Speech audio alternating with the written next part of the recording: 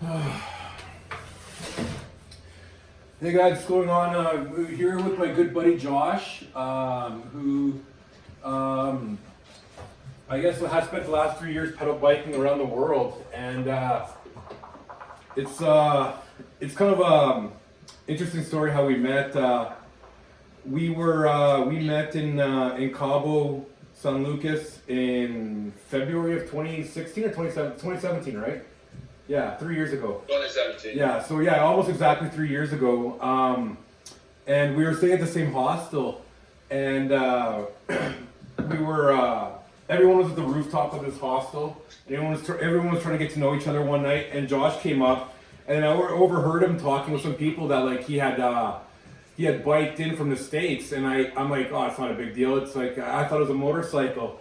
But he ended up like telling me it's actually he was pedal biking, and he was pedal biking from Colorado all the way down to Argentina, and then he was gonna go and do Africa.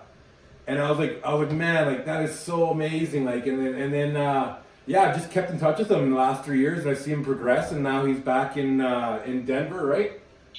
Yep. Yeah, he's back home in Denver, and.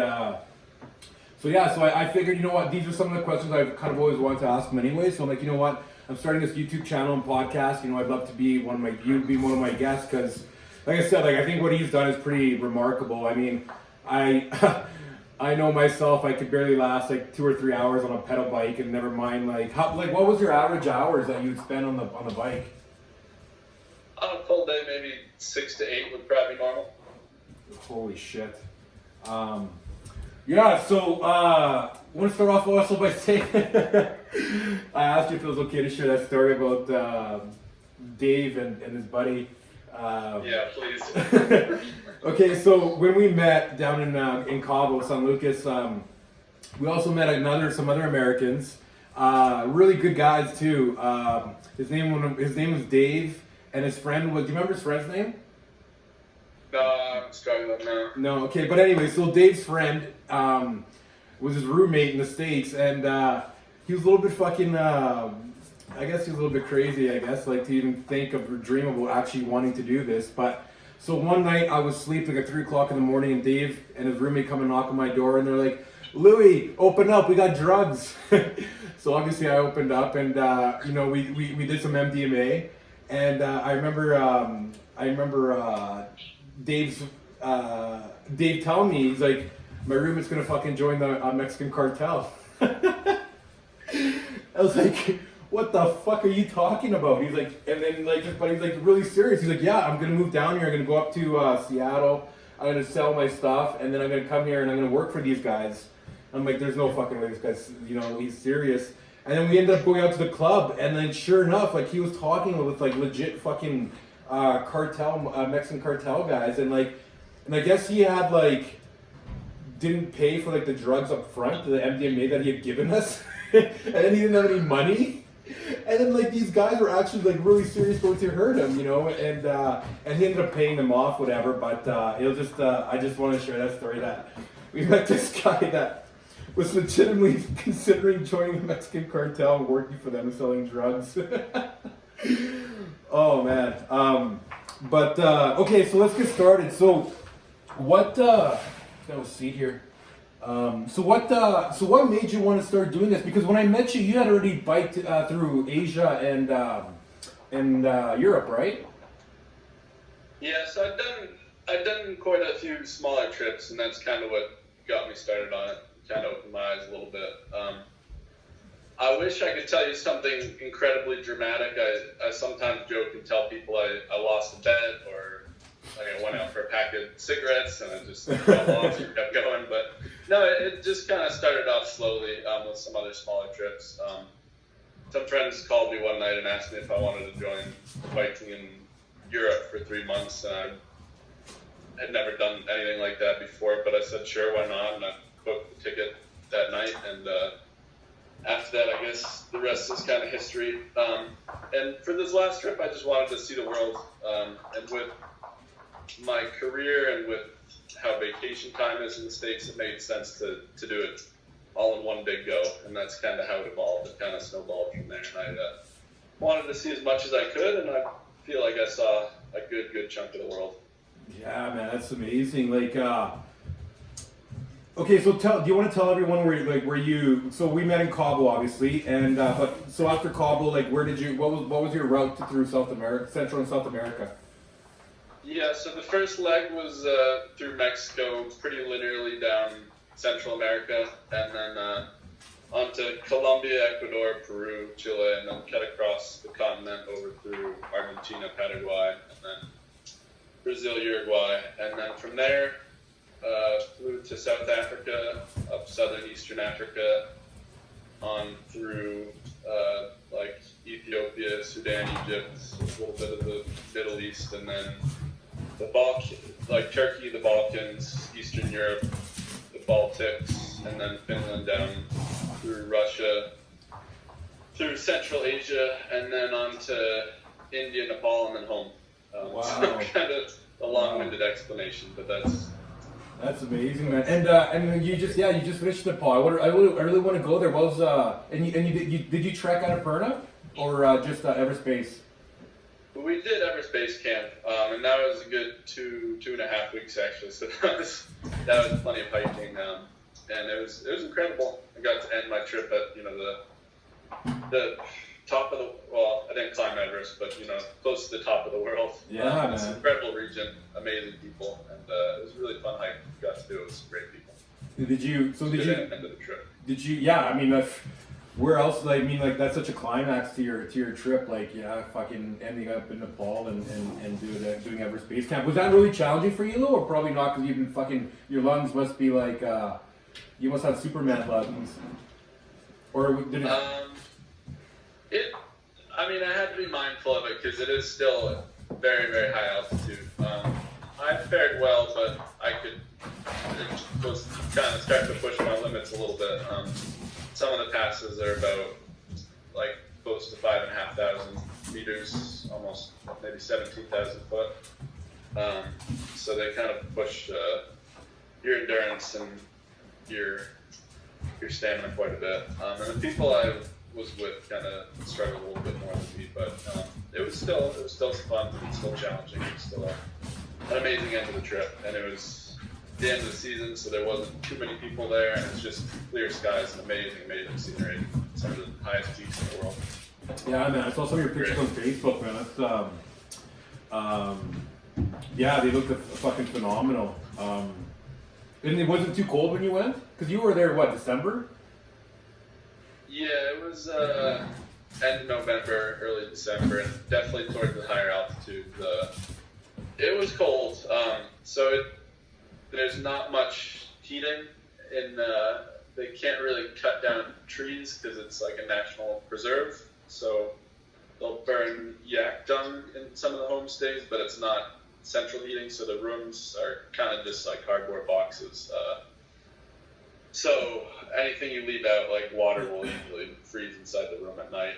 During the day, it's quite a bit cold too. But we were prepared, and it was definitely cold, but clear skies and sun a little bit during the day, so it was definitely well worth it. And kind of getting into shoulder season, but it was still a phenomenal time there. We had great weather. It was snowing on the way out, so it was pretty perfect timing. Nice, man. That's awesome. Now, I wanted to ask you, like, what was like a daily? What did a usual day look like for you when you're cycling? For cycling, it kind of depended on the region, but pretty easy going.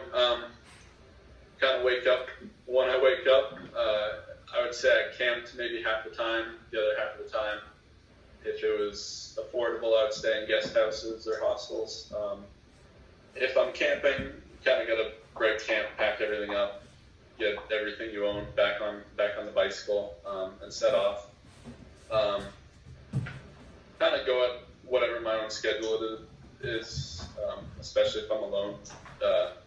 And then just stop when I'm hungry, take a break when I'm hungry, and that's just kind of freedom, and that's why I do it. I'll usually try and stretch once a day, eat as much as I possibly can, and that's about the gist of it. The reason I do it is freedom, so I don't have any very set routines, but I just kind of ride when I feel like riding and get to wherever I get to and just take it as it comes. How did you like? You must have been were you sore like on a daily basis, or after a while you just didn't really get your? Cause I mean, it kind of goes away after the first week or two. You kind of just fall into a bodily rhythm. So not so much, not unless I pushed myself too much. I think I pushed it maybe once or twice in the trip and kind of did injure my knee a little bit and needed to rest it for a bit of time. But for the most part, no, I felt pretty good. It's the way I equate it is, biking all day is kind of similar to walking all day. It's not, I try not to sprint, try not to really try not to push yourself to the max all day long, and just kind of go at a moderate, easy pace all day, and that way you don't risk injury and you still make good, consistent distances. Now, when you were in Africa, in some of those deserts, did you ever almost run out of water? Yeah, there were some challenging points. So for the two notable ones there would be like the Namib and the Sahara. The Namibian desert, I would fill up at least, there's usually spots once a day. I usually had to carry water for like 1 to 2 days would be what I would strive to do. Hey there. And then carry food for maybe 5 to 6 days if I could. Is there someone you want to introduce there? Oh no, just she's fucking running around a lot here in the Airbnb, so she was it was starting to get loud, so I just thought I'd pick her up. Okay. Yeah, but yeah, go on. Yeah, and then Namibia, there was one day I kind of fell short and flagged down a vehicle. And then the Sahara, they actually leave out water in case anyone needs. So it was pretty good, but there were a few times where I did run short a little bit just based on my own, not taking quite enough. But I would say I carried maybe anywhere from 1 to, I think at most, like 10 to 12 liters, like in the very extreme. Really? That's a lot of water. Yeah. That's a lot of water to be carrying, man. Yeah. And did you find that you packed just enough, or you did a little bit over, or you didn't have enough stuff, like when you were with gear and stuff? This was the 4th bike trip, and I've screwed it up every single time. Packing too much. You spend a lot of time thinking about it and over preparing, and it's easy to buy stuff and load up the bike. But I've done that each and every time. This time I was kind of blessed because the first stretch I started on a bike packing trip, and you need to be very light on the sand. So what I did was I shipped a lot of my stuff from the States to the middle of Mexico. Long story short, it never got there. So for the first year I didn't have a stove. I was missing quite a lot of stuff, but I packed, what I set off with was everything I needed for the first 3-4 weeks. And it turns out that's kind of really most of what you need to do a long trip as well. So that kind of saved me from packing, from bringing all the stuff that I didn't quite need. Yeah. But in the end, it was right. What which continent did you find was like the most challenging? Ironically, Europe was the most challenging. Really? People are Huh. People are kind of surprised when I say that, and it's for a number of reasons. One of the benefits of bike touring is you can do it generally quite cheaply, and since mine was for such a long time, I was on a budget, and Europe kind of pushes that to where mostly have to do quite a bit of camping and a lot of cooking, and that's fine, but that combined with you're not allowed to bike on most of the major roads, and just camping can be illegal in a lot of places. So you've got to kind of find a good spot where you won't get in trouble, and all of it kind of makes you feel like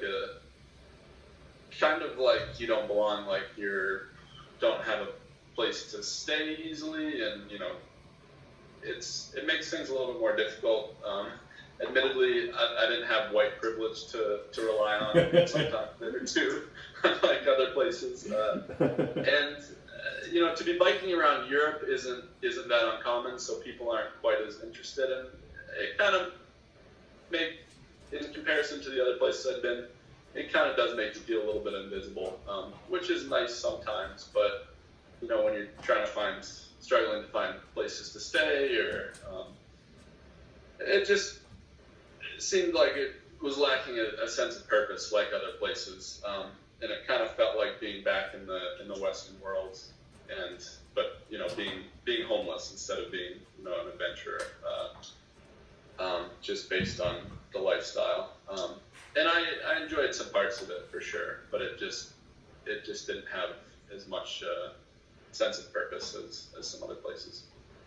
Interesting. That's really interesting. I never would have thought you would have said Europe was. And I should preface, I did another trip in Western Europe many years ago. That was the first one, and that was very enjoyable. I did that with friends, and it was a little bit of a different budget and a shorter trip. And nothing against the continent or the people by any means, but just on this trip after where I'd been, it just seemed a little out of place. Have you ever thought about somehow like monetizing what you've done in your experience? Like maybe like doing starting up like a touring company or something like that does cycling around the world? Have you ever thought of something like that or no?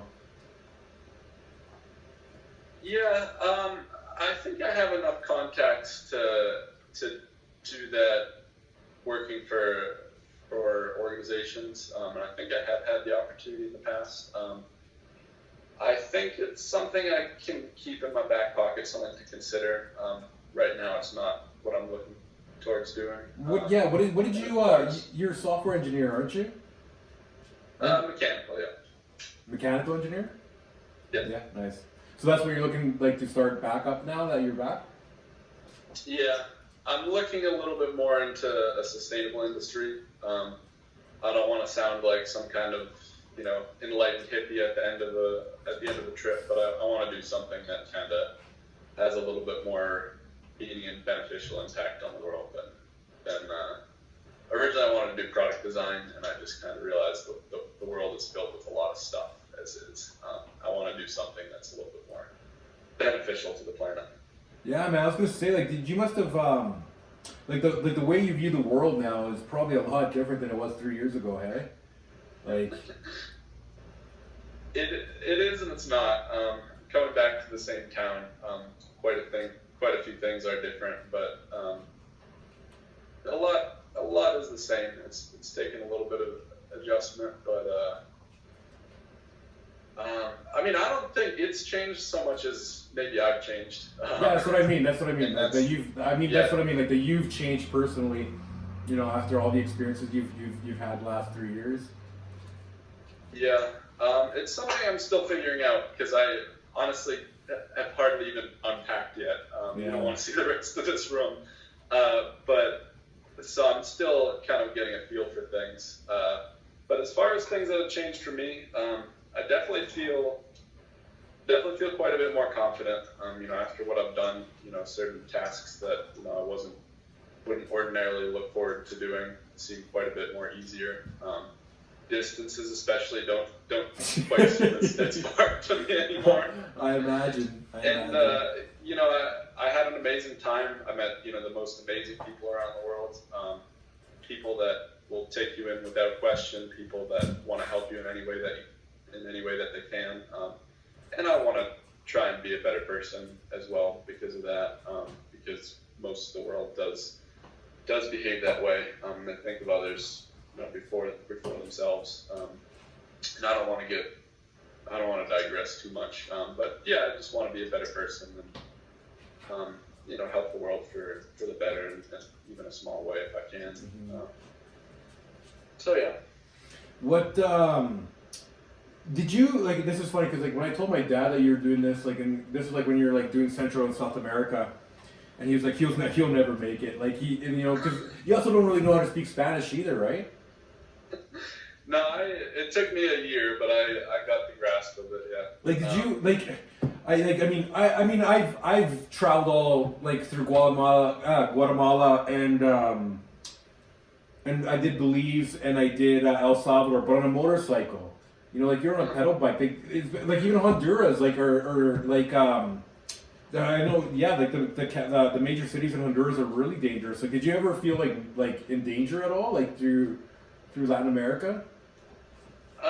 Well, I'll preface first by saying, you know, I biked around the world on a, you know, originally like a almost $2,000 mountain bike with all of my worldly belongings on it, you know, pretty defenseless and vulnerable to the world. And really no harm came to me in 3 years and, you know, some 60 plus countries. And so I think that's a testament to, you know, the world not being quite as scary of a place as people make it out to be. That said, there were some hairier times in Central America. Mexico, Guatemala, El Salvador, and I know you have, you know, a lot of ties there. And I'm not just saying this, but El Salvador was an incredible time. I really enjoyed it. And I thought, you know, it's got a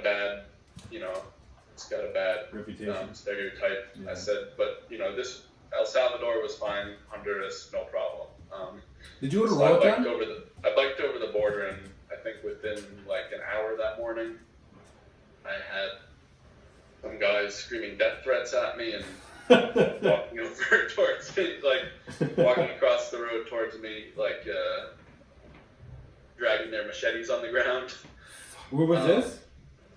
That was just over the border in Honduras, it was like 8 in the morning. I hadn't even stopped for breakfast yet, so I decided maybe Honduras isn't the place for me. I'm just gonna ride through.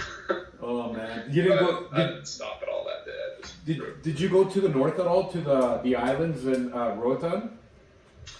I thought I'll see how it goes, and like I said, in the first hour, I had men approaching me, you know, with machetes, so I decided it wasn't a place I wanted to stick around. Most of the people on the side of the road did seem incredibly friendly, but I had quite a few people yelling at me towards the end of the day as well, and decided it probably wasn't the best thing for me.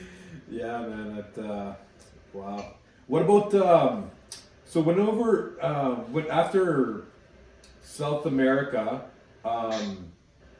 your last country was Argentina, right?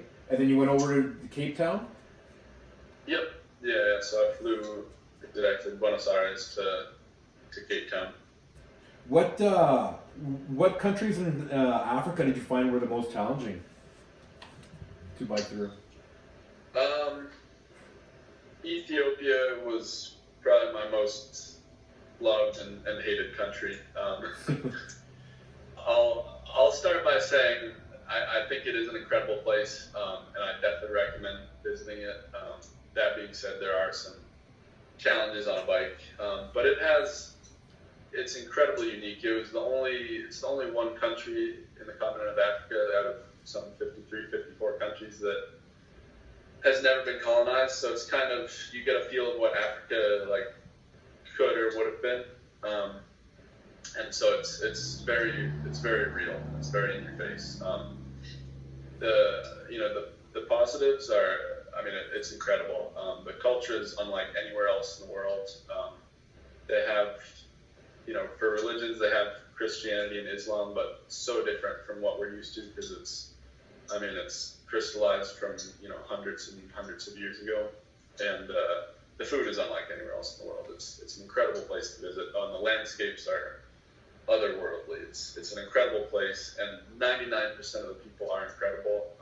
But there's about close to 100 million people, and not that big of a country. And it's very overpopulated in places, and some of the people can be a bit aggressive. So in some regions, they get your attention, or if you don't, you know, they'll ask for money, and if you don't give it to them, they'll throw rocks at you or anything. They'll throw rocks, they'll throw sticks, water, cow shit. I had a box of nails once. Holy fuck. And it's normally just kids, so it's normally a non-issue, but it does kind of throw you off for the day when that type of stuff happens. And it's very overpopulated, so I think there's a stretch of maybe 3 days or so where I would stay. Camping is very difficult, so I would stay in guest houses. It's very affordable, and but during the day it's so overpopulated that there's people everywhere. And during the day there's 3 consecutive days where I couldn't stop to pee. What? Because there's so many people. I would try and pull over. I think I'd just felt fine, and as soon as you unzip, there's like 10 kids come out of the bush. It's pretty shocking. So it's kind of a difficult. It was kind of a difficult place for me, and again, it's very worthwhile to see just on a bicycle. It can be quite a bit difficult. Did you meet a lot of other cyclists while you were traveling? Like on the road?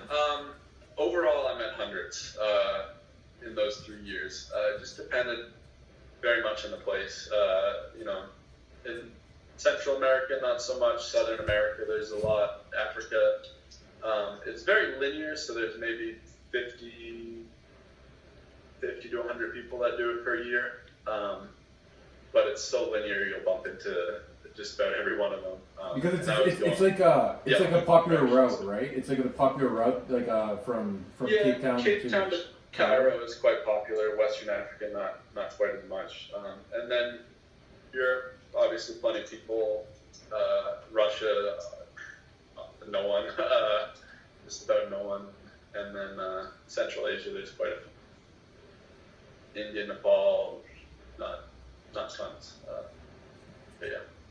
Oh man, I couldn't imagine biking through like Mumbai or something like that. Like, fuck man, there's so much traffic and like just chaos in India. Did you before I forget, did you ever get because I know this fucking always happens to me when I do when I went to India, I ended up spending like 2 weeks in the hospital from like extreme bad food poisoning. Did you ever have experiences like that where you got really sick because of food? What did you eat? Well, I think it was like street food. Like, for the people that don't know this, like in India, like it's customary to like not wipe your ass with toilet paper. They just like use like their left hand. Like they literally, and at least in a lot of the bathrooms that I went to, it was just like a small tap on the floor, like close to like a foot off the ground. It was just a fucking little tap, and you just like rinse your hand. Like, don't even have fucking soap in most of the bathrooms. And I mean, that's kind of like my experience there. But I think it was just like very unsanitary, and like the street food and the fruit that I purchased. And I used to like wash the stuff as well, really well. But yeah, I ended up getting like really sick. But yeah, you didn't get sick at all? Yeah, off the start, Mexico, Central America for sure.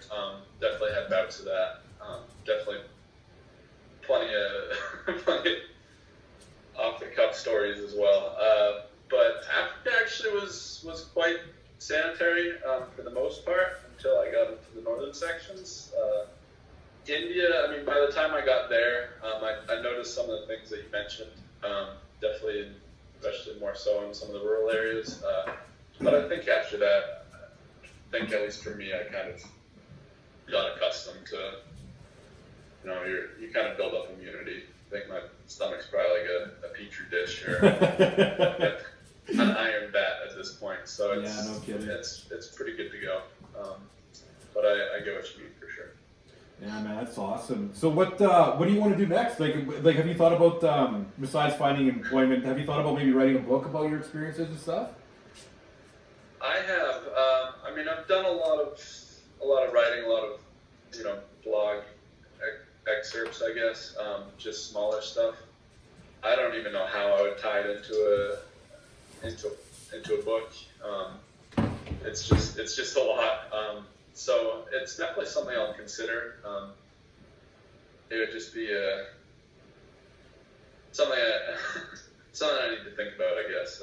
So in short, maybe. Have you, as a kid growing up, one of my favorite books, I think when I was in grade 7 or 8, have you heard of a book called Paddle to the Amazon? No, you mentioned it to me. I need to put that on my list. Yeah, for the people that don't know, like Paddle to the Amazon was this book written by this Canadian author. He was from Winnipeg, and he and his two sons paddled from Winnipeg all the way down to Brazil, to the Amazon of Brazil, and it was just like their like story about you know, their experiences and stuff. So I always that's just one of my favorite books, and I figured your story would be kind of similar, because I'm sure you probably have a lot of stories and stuff like that to share and experience and stuff like that. Like, another question I wanted to ask you is, did you like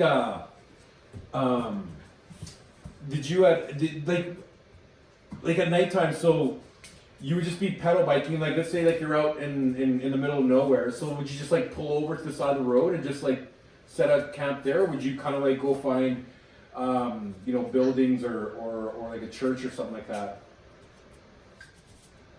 That's a very good question. It varied a lot. So definitely dependent on the terrain. You know, in the mountains, in the desert, it's usually easy to find spots. In other places, you know, where it's more populated, you sometimes get a little bit more creative. You know, sometimes, yeah, I'll ask, you know, people. Sometimes we'll sleep, you know, camp out back at a fire station or a police station or a church or something of that nature. Definitely depending on the region. Most places in the world are pretty good about that. But sometimes it is wild camping as well, where you're off in the woods. Sometimes when you're asked to camp at, you know, someone's land, they'll usually invite you in as well, if that's something you prefer. Most people are pretty inviting. Yeah, that's awesome, man. Did you have to go through like any of the countries like Iraq or Iran when you were biking to get No. I almost visited Afghanistan briefly, but it was kind of a no-go at the time. Iran has closed their doors for American passports at the moment. I wonder why. So that's, yeah, and Iraq wasn't something I considered, so no. I mean, the closest I could give you would be Sudan. They just lifted their visa policy, and there's somewhat tense relations between America and Sudan. But I mean, it was an incredible country for me, and the people are really, I mean, some of the friendliest in the world, if not the friendliest of my trip. I had a blissful experience in Sudan, actually, and it was very, very easygoing. That's awesome, man. What about, I want to ask you, like, which was a country that you would consider like your favorite out of, I know I'm sure like you probably name off 10 countries and for different reasons, but like out of one country that like really sticks out, and what would be the reason why that was probably one of your favorites? Brazil was notably my favorite, and yes, it is a difficult question for me, and sometimes I do go back and forth a little bit. But Brazil has been my top choice. It was actually a country I didn't think I would go to setting off on the trip, and I kind of made a last-minute decision between like Ushuaia or in the end I decided to cut across the continent to go to Carnival, and so I only had a month in Brazil, but I mean just the experiences I had were really incredible. I got to ride with some really good friends there. I went to Carnival, which was an experience of a lifetime. And the culture there is incredible. The people are wonderful. They've got great bike culture, emerging bike culture. The landscapes are incredible. It's just such a vast country with so much going on. And I saw a tiny portion of it, but each day was incredible. The language was something else, but everything else I had an incredible time. That's awesome. That's really actually that's really great to hear, because actually I think I've been back and forth about me going to Brazil next month and not, because it's Carnival next month, And I have to go incorporate a company in the Cayman Islands. So I figured I'm gonna go to the Cayman Islands for a week and then go to Rio, and then Okay. and then I'm like doing a lot of writing projects right now, and I wanted to spend time in Carnival in Rio, and then go out and like into the countryside and just like rent like an Airbnb for like a month and a half, and just work on my writing, and just like turn off Wi-Fi and stuff like that. I might do some stock trading, but I mean for the most part I just want to concentrate on my writing. I'm doing like a lot of writing projects right now because I'm producing my own stuff right now. So and now it's like time. Like yeah, I don't know if I told you, but like I'm putting my own money behind to shoot that online dating comedy I've been working on for a while. Yeah.